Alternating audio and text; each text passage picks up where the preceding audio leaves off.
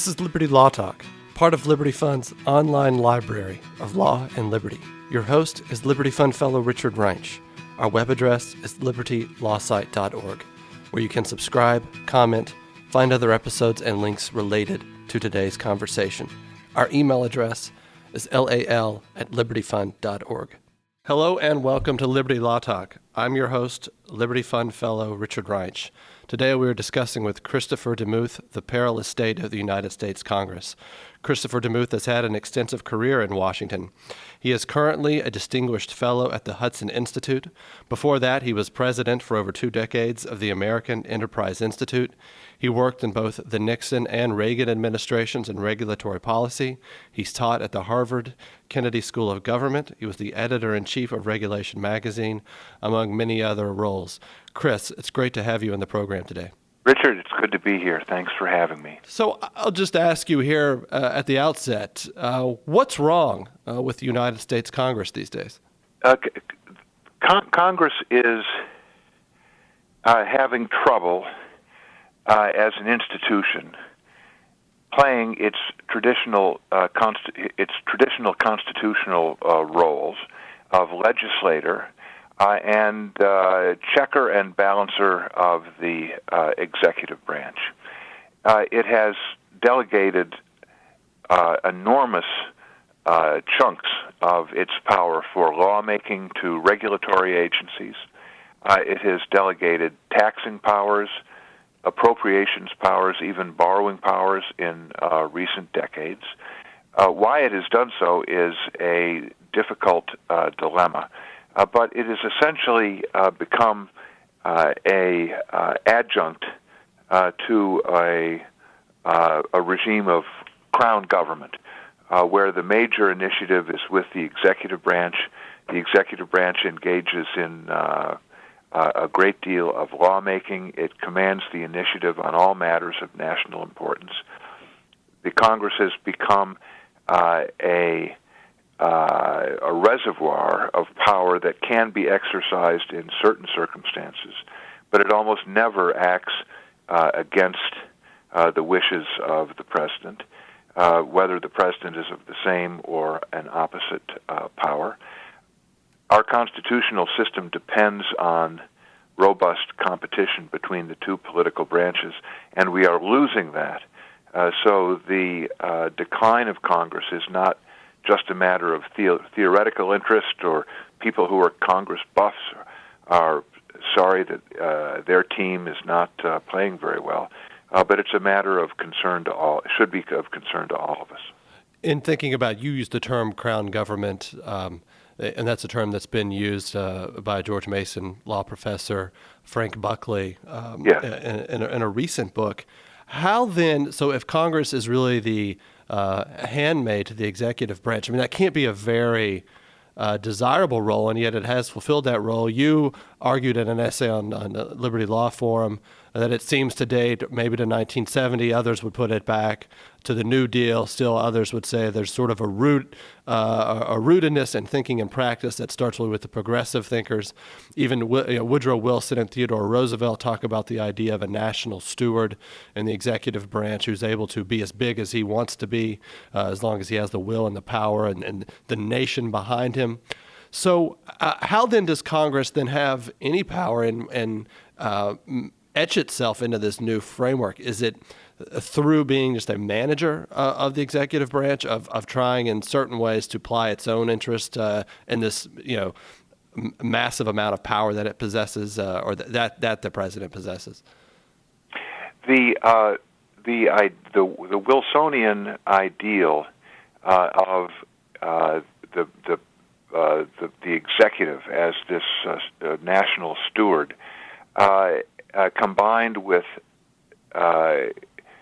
neutral expert lawmaking by the executive branch, has turned out in practice to be almost completely wrong and even backwards. What Wilson and the progressives ignored was, if I may say so, politics, that there are in fact deep divisions on important issues in a country as heterogeneous and large as the United States. the presidency has become has become a highly partisan institution, especially in recent decades, and I would say especially under Barack Obama. The president devotes himself now to promoting interests of importance to his party's constituency groups. That is what the president does. He's not just a fundraiser for his party. He defines its doctrines, and he works to solidify the base on a continuous basis. So the administration of the national government in the hands of the executive is no longer anything like what Wilson imagined, and as under many, many presidents after Wilson, I think that there was a strong impulse in the president to be the president of all of us, to be aloof to some degree from partisan politics. I'm not trying to paint it as too ideal, but it was a tendency in the presidency. We seem to have lost that. The presidency has become a highly partisan institution, and if you look at the actions of executive agencies, the Office of Civil Rights, the EPA, the energy regulators, the Federal Communications Commission, the idea that these are applications of neutral, aloof expertise is simply inconsistent with the actions that we see these agencies engaging in every day. They are highly politicized agencies engaged in lawmaking and policy on an active basis. So these ideas of what the executive branch could be have not turned out well. Professor Wilson and President Wilson's theories had a lot of appeal to many people at the time, but they are very different. They imagine a government very different from the one we have today. Thinking about Congress in this setup, though, in this 20th, 21st century setup of powerful executive government, where does it fit in? Is it able to mold and shape that administrative government in the direction that it wants? Or others would say it's really content to write broad pieces of legislation and let bureaucrats, shorthand, do the work for it, the really tough work of writing the rules that will be enforced. And largely what Congress will do is not hold itself out fully accountable to the people.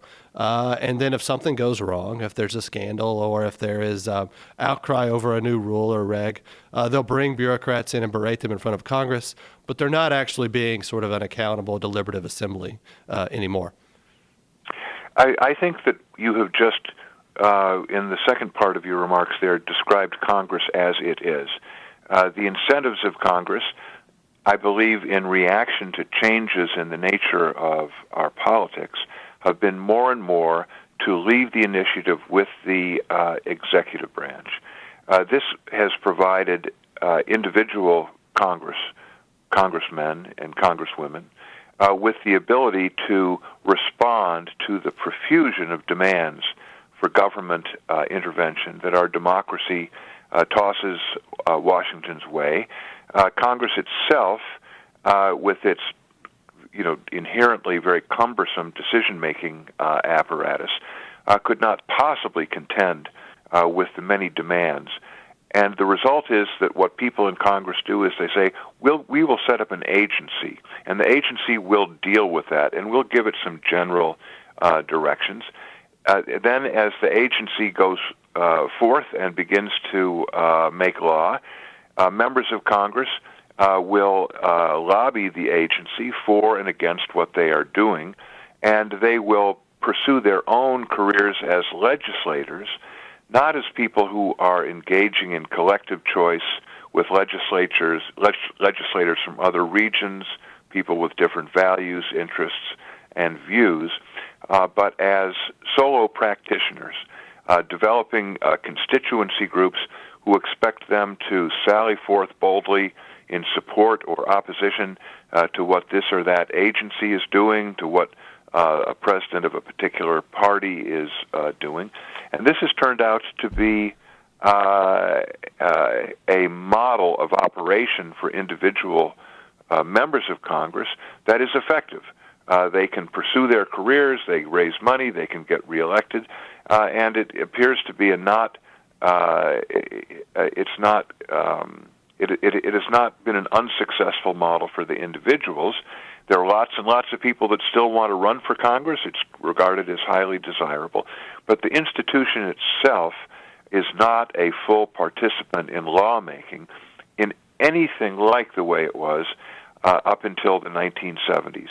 Even in the progressive era, even during the New Deal, the Congress as an institution was still jealous of its prerogatives.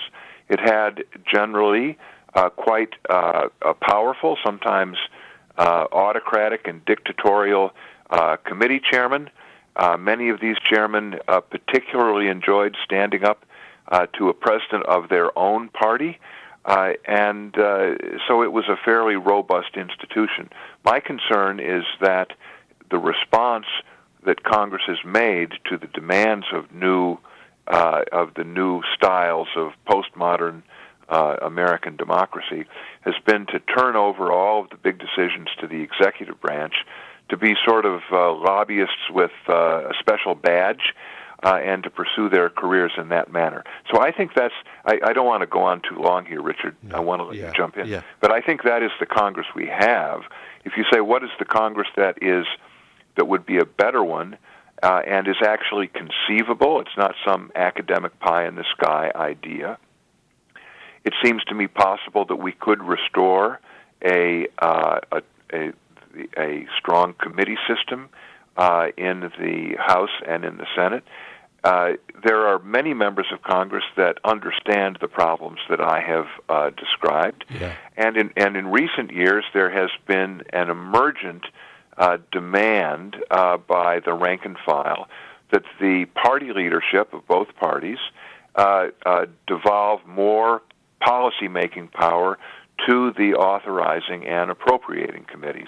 The dramatic rise of Paul Ryan is a vivid illustration of this.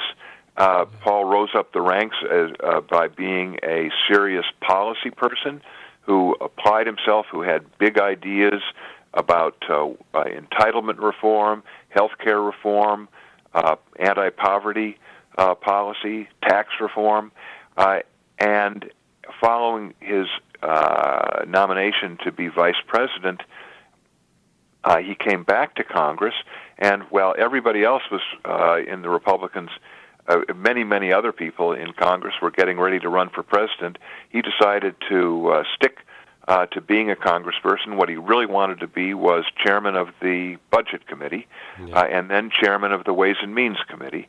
And he didn't even want to be Speaker of the House because he wanted to be a powerful committee chairman. And I think that the younger generation, we see some of this. It would be a fairly straightforward matter for Congress to retrieve the borrowing, taxing, appropriating powers that it has given up. The current Congress, the Republican Congress, in both at the House and the Senate, they made a brave stab at returning to regular appropriations last year. They didn't make it, but they did better than in recent years. And both the leadership in both houses have said the one thing we're going to do this year is we're going to have 12 appropriations bills. That sounds like a dry procedural matter, but when you are appropriating individual agencies, you have, as Congress, much more authority to control the substance of how that money is spent. If you're passing trillions of dollars for the entire government, you cannot raise a particular issue of concern at the Labor Department or at HHS. It's simply incommensurate to the size of the total decision that's being made. But if you're appropriating the FCC and you're appropriating the Labor Department and the Commerce Department, the Congress can do a lot of things to insinuate the views of a majority of members into the operations of those agencies and counter some of the excesses that have been so much in evidence in recent years. On the point, I mean, just maybe a flippant point. You were mentioning Paul Ryan, I guess, but for every Paul Ryan, there's a Ted Cruz, or the senator from South Carolina who's now the president of the Heritage Foundation. Yes. Even the Marco Rubio, Rand Paul, Ted Cruz. They say in public they want to be the president because he's the one who shapes the agenda. Not United States senators, which seems to me. I mean, I heard Marco Rubio say that over Christmas break. It's just sort of interesting to think about. On one point, we're talking about the turn or the willingness to turn over policymaking to the executive branch in almost a wholesale capacity. So is there, I mean, just ask you a broad question on who are the American people in terms of is there some sort of, I mean, I guess the answer is yes. I mean, tell us the type and the details. This sort of preference for executive policymaking in the American people as opposed to legislative debate, deliberation, compromise. It seems to me a part of that we see all around us is sort of the idea of what Gordon Lloyd calls our politics is war. You see that in the way we frame things. Don't be a global warming denier. The war on obesity, no child left behind, the war on drugs, war on poverty, all these sorts of things, which seems to come with the progressives in the way they think about politics, policy change, and it's evolving and we never go back, and it's crucial that we get it right. And that sort of thinking would seem to be in the direction of decisionism, or let's let the executive branch firmly pronounce upon a policy. It's a bit curious, isn't it, Richard, that in a society that has become very highly educated and very wealthy and very talky, we talk a lot, you and I are talking, that people's attitude towards government seems to be less patient of talk and dialogue and more demanding of action. Why this should be is a very deep question, and I don't have all of the answers. I don't have a complete answer myself. I think that the partisanship of politics is part of it. Traditionally, people of the left are defined by being discontented with society as it is. They look at the world around them and they see terrible problems and offenses. They see problems of inequality and injustice, and they want to turn the world upside down or change it radically. So they are, by nature, they would be attracted to warlike metaphors and wanting action because they need to correct injustices. Conservatives, who are relatively they are inclined to appreciate the world as it is, you would think would be more inclined to deliberation, talking things through, making sure that we really know what we're doing before making any changes to the inheritance that we have and that has many strengths to it. But in recent years, the conservative movement has become angry and more warlike in its rhetoric as well. In part, I think that the conservatives see that the progressives have achieved so much, especially with a highly powerful presidency, and that power has been centralized in Washington. So now the status quo is one that conservatives don't like either. So we have two discontented movements, and they are both highly insistent upon decisive decisions. Yeah. But if I can make one more point, sure. I do think that the simple, slow accumulation of power in the person of the President of the United States has contributed to this in ways that go beyond increasing partisanship. We now see that we have this iconic figure at the center of government. He stands alone. He does not, unlike a prime minister in a parliamentary system, he is not the spokesman for a collectivity, a party that, even though it's a conservative or a social democratic party in Europe, will have differences of opinion. He is just one lone individual. If you look at the data on campaign finance, money has moved dramatically from the financing of congressional races to this one big race that we have every 4 years. And I think the simple concentration of power and policymaking and political attention has had the effect of making our politics impatient, nasty. Tearing down the president has now become a routine part of national politics from the beginning of an administration to an end. So I think that the pathologies of having political power as concentrated as ours has become is a part of the explanation. Well, and indeed, as you know, we even have certain legal scholars arguing, in case I think of one book, Eric Posner, Adrian Vermeule's after Executive Unbound, after the Madisonian Republic, that this is actually will lead to better outcomes to have an executive-dominated government, and just to dismiss completely with the principle of separation of powers. We don't observe it in any real significance now, any way they argue. And really the only check on the presidency, which is the most efficacious check, is public opinion. And if we allow that sort of on-the-spot decision-making that an executive can make with great dispatch, we'll be better off. So it seems to me there could be, in certain senses, a rise to legitimate this at the level of ideas, even beyond just this slow accumulation of power, and we just sort of find ourselves in this moment.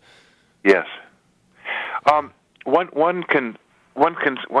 It's important not to romanticize the legislature, and one can sympathize with Posner and Vermeule in their impatience with Congress. Congress can be slow, cumbersome, inadequate to the moment, parochial, obsessed with secondary issues, who gets the jobs, how much money's coming back to my district. It can be highly protectionist. The difficulty with they want to dispense with the balance of power within the constitutional system. They think we have gone a good deal toward abandoning that system. But their solution seems to me to be woefully deficient, would be a polite way to put it.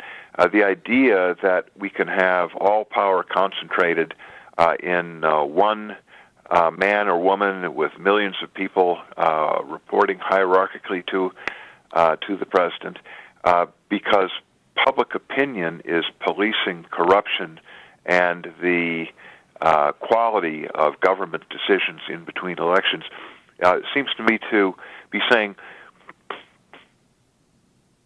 that the solution is permanently politicized society. It is supposed to be part of the apparatus of government that large numbers of people can go about their lives unperturbed in between elections. I believe it was Orwell who said that the problem with socialism is you don't get any evenings to yourself. That's a great one, yeah. And we really want people to have evenings to themselves, and we want to have the business of policing the honesty and fidelity of government in between election seasons to some degree professionalized, and the idea of two branches with overlapping and some overlapping and some independent powers that need to cooperate with each other is a means of doing that. So I think that saying that modern politics goes for the executive branch, but just relax, don't worry about it, because an activated, activist, attentive public can prevent corruption and abuse in the executive branch seems to be completely, I think they're moving in exactly the wrong direction, and we need to think about ways that we can restore a certain amount of policing through the principle of competition within the structure of government. So Cass Sunstein and others would argue you have an opportunity to participate in the formation of rules. Interested groups who would be most affected are a part of this process, a comment process, and can really get in there and shape rules. I mean, this happens already, but that this would actually be a much more accountable way for government policy to unfold. I suppose it was interesting as I was listening to you just now, thinking about informal rulemaking. We've had a lot of informal rulemaking. For a while, it seems to me we're really paying attention to it because it seems to be touching people's lives in a powerful way. In particular, the rule that came out of the Office for Civil Rights with regard to higher education and sexual assault and rape on campus, and a lowering of standards for the accused in terms of their abilities to defend themselves, to question witnesses, et cetera, which was tied to you won't get money, you won't get federal money to your campus if you don't follow these standards. But this was all done informally. I suppose that's an instance of this sort of executive-led government. But I suppose if it's informally, it could also be reversed informally. And so I suppose in that way, the argument would be we could get accountable government.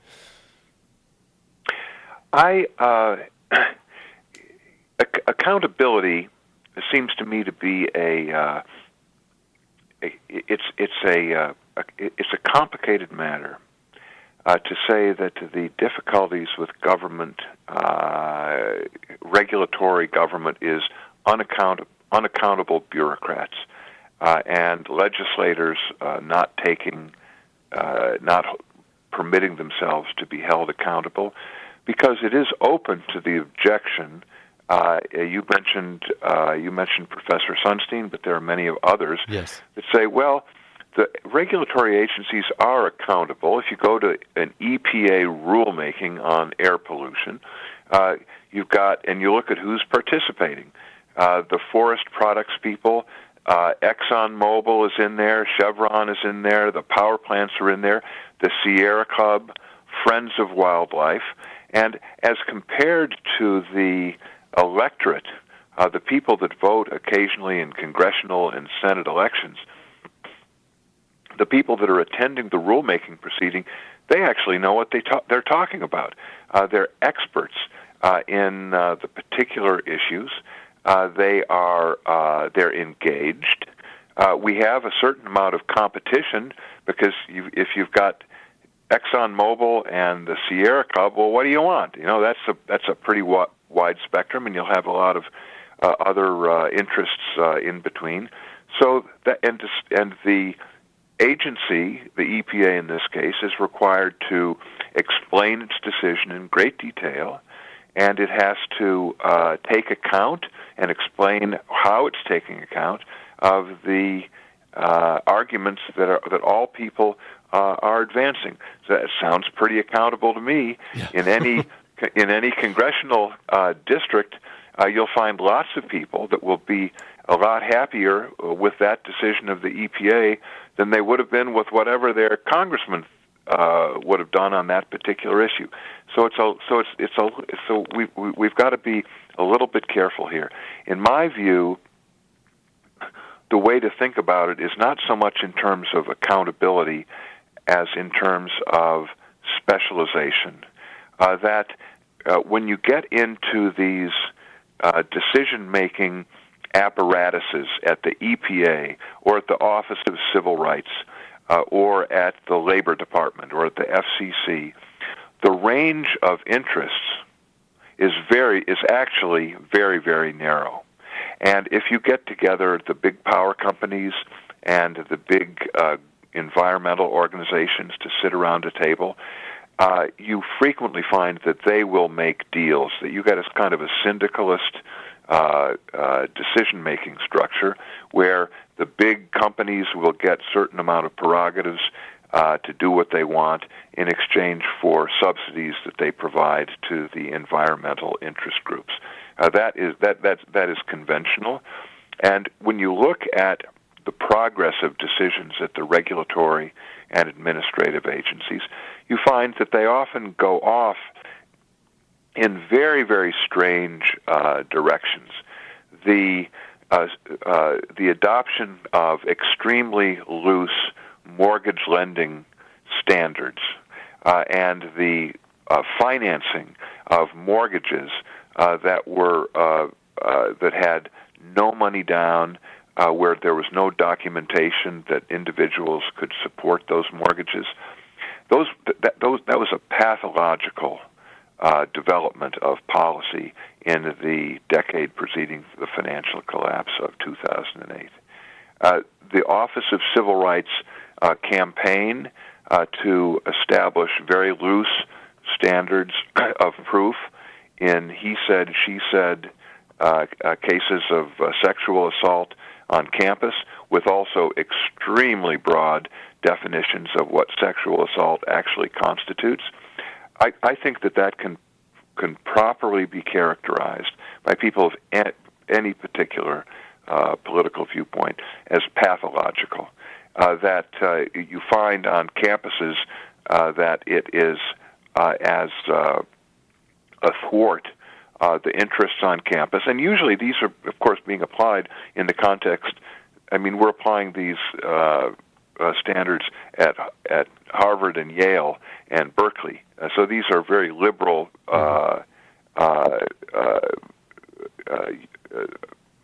parts of society where these laws are being approved. Let me put it this way: I believe that if we took the Office of Civil Rights policies, which have never even gone through notice and comment rulemaking. No, it was a letter, right? And presented them neutrally to the Congress, to a bunch of generalists with the complete range of political views that we have in our society. It would fail by thumping majorities in both houses. Yeah. I mean, it would be wildly unpopular. So this idea, having these policy silos, hundreds of them. Some of them devoted to animal welfare, and some of them to workers' rights, some of them to the allocation of the electromagnetic spectrum, some devoted to the design of automobiles or gasoline recipes, on and on and on. You get not so much expert decision-making as specialized decision-making that is insular, that is ignorant of wider interests, and you get compromises among consumer groups versus producer groups, and similar kinds of ranges within each agency. But they all speak the same language. They all think about things in the same way, and they're transacting just among each other. And it's very different from the sort of deliberation you have in a Congress. Congress has many vices, but it has the advantage in our current political environment of the general perspective in place of dozens and dozens of specialized insular perspectives. Yeah. And of course, as many scholars have noted, those costs of those insular deals by discrete groups are dispersed across the population as a whole. In various ways. No, we're all affected by it. That's correct. Thinking about the administrative state, so if you say we've had a problem since 1970 in a much more direct way, some have argued that the current breakdown we're experiencing, or the rather more dramatic instance of breakdown, and we saw this with Obamacare vis-a-vis the Congress and the judicial branches, Congress has taken itself out of the game by refusing to legislate or becoming purely passive in the face of large, voluminous pieces of legislation that it just won't fix. It's so paralyzed now, or so refuses to act that it's brought us to this boiling point that we're at. Yes. Yeah. Is that a question or statement? That was statement, question, rhetorical question, something along those lines. Well, I think that that is a part of a program for congressional restoration. Congress should certainly be passing much more and more specific and more articulate pieces of legislation that reserve more prerogative of actual lawmaking to the generalist legislature. How we get Congress to do that is a difficult question. I would like to see the courts. I would like to see a revival of a moderate non-delegation doctrine. I think that that would be a discipline that would be helpful in guiding Congress toward doing things that are better for the institution itself. And I think that the leadership in the Congress needs to be more insistent on forms of organization that are good for the body as a whole, as opposed to forms that simply give each individual member a lot of running room. So in that connection, I would be for a huge reduction in the use of the filibuster in the Senate, so that majorities can have their way more of the time than they can now. Yeah, interesting. Just listening to you talk about the bargains that are struck inside these bureaucracies or inside these policy silos. It strikes me rhetorically, it's the return in a different way of the spoil system. That is, if we think about the Pendleton Act and the civil service reform legislation for the federal government, the idea of getting out the hacks or getting out those who are purely partisan, and who really don't have the ability or the competency to work in these departments. But what we've done is to really reinstitute that. They're experts, so-called. They have PhDs or MAs in policy or economics, what have you, but they are acting largely in the direction of growing government, of a progressive mentality in many respects inside these bureaucracies. Not all the time, but close enough. And so what we really do have is the undoing of the original spirit that made these bureaucracies to begin with, it seems to me. The regulatory and policy-making apparatus in all the agencies is essentially run by lawyers and full-time political operatives, not by PhDs in public health or biological sciences. In many of there are areas of government, I would say some areas of public health at the EPA, biological sciences at the FDA,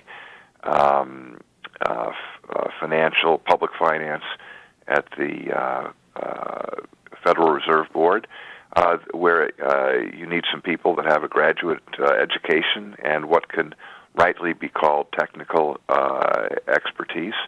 But the big decisions at those agencies are not made by the experts. They're made by political people and by lawyers. And in many areas, women's sports, well, it's a specialty, I suppose, but it's not a matter of expertise.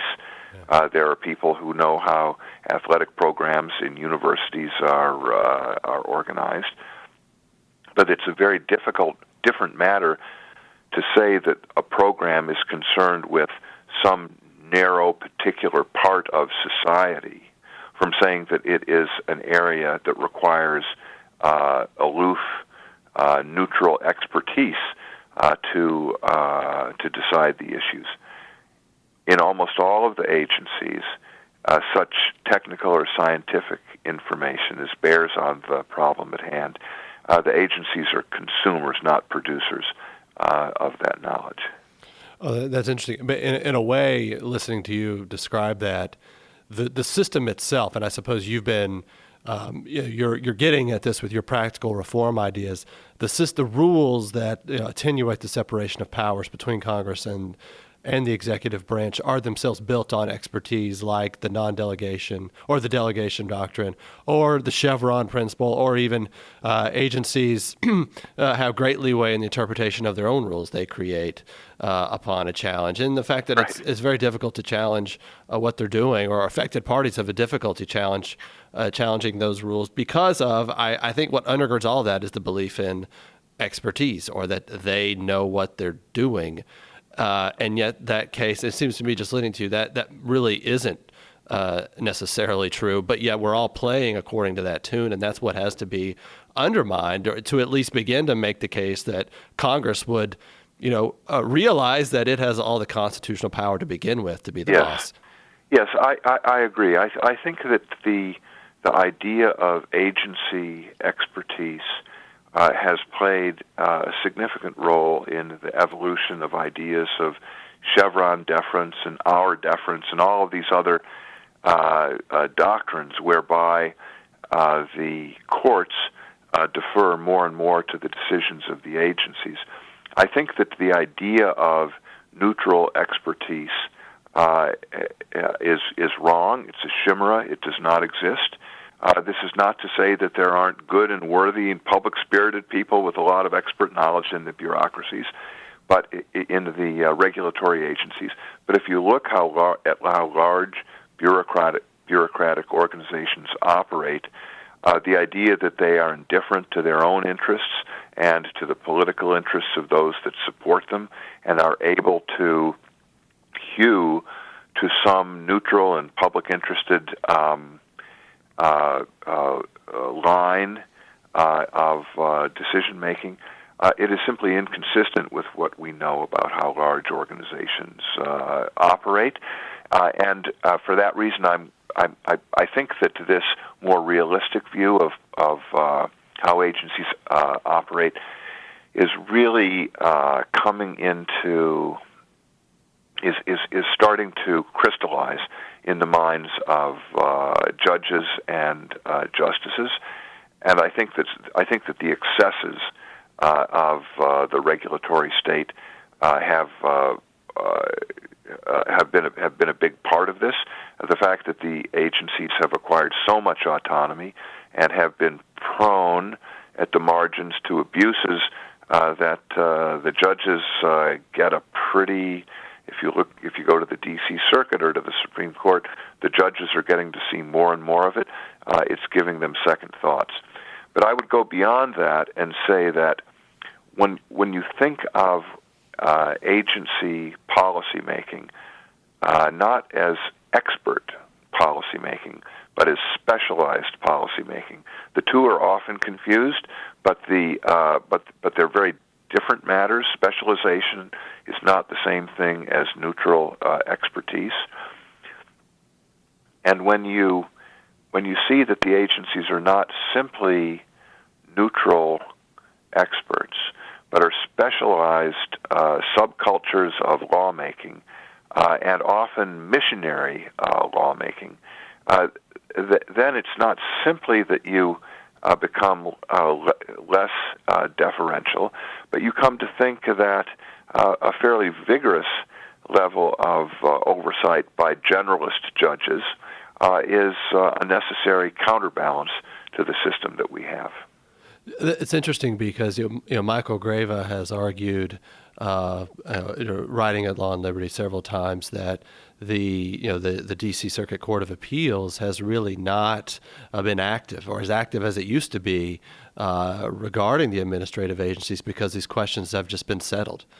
But you're seeing now, maybe recently, a willingness to reopen I think administrative law doctrines and precedents. I'm confident that I'm confident that it's going to change, and we mainly see it among the politically more conservative judges and justices.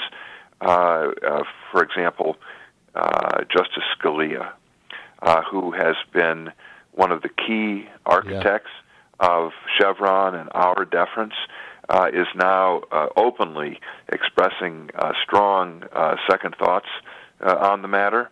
And then you have these quite remarkable concurring opinions by Justices Thomas and Thomas. Alito. 4 different opinions.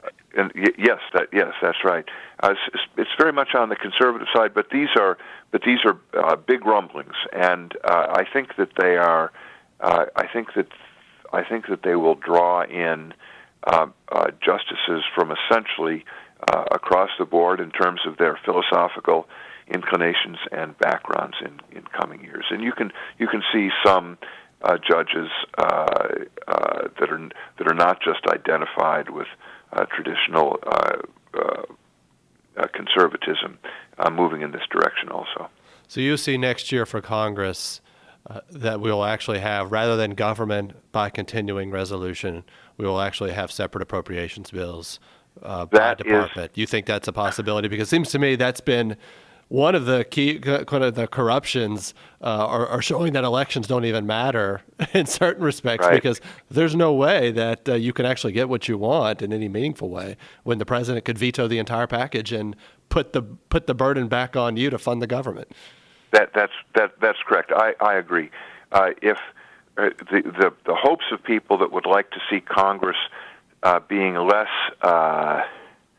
concerned with drama and doing big dramatic things, and a Congress that does lots and lots of little things in a situation of divided government such as we have today, to make lots of substantial improvements in policy, as opposed to big dramatic gestures that have no impact on policy.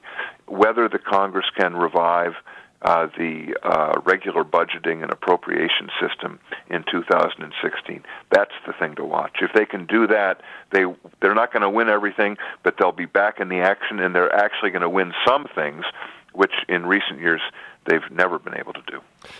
Thank you very much, Chris, for your time today in discussing the perilous state of Congress. Really appreciate it. Richard, I enjoyed being with you and enjoyed our discussion. Thank you very much. This is your host, Richard Greinch, and you have been listening to a podcast that can be found at libertylawsite.org, where you can subscribe, comment, and find other episodes and links related to today's conversation. Our email address is lal@libertyfund.org.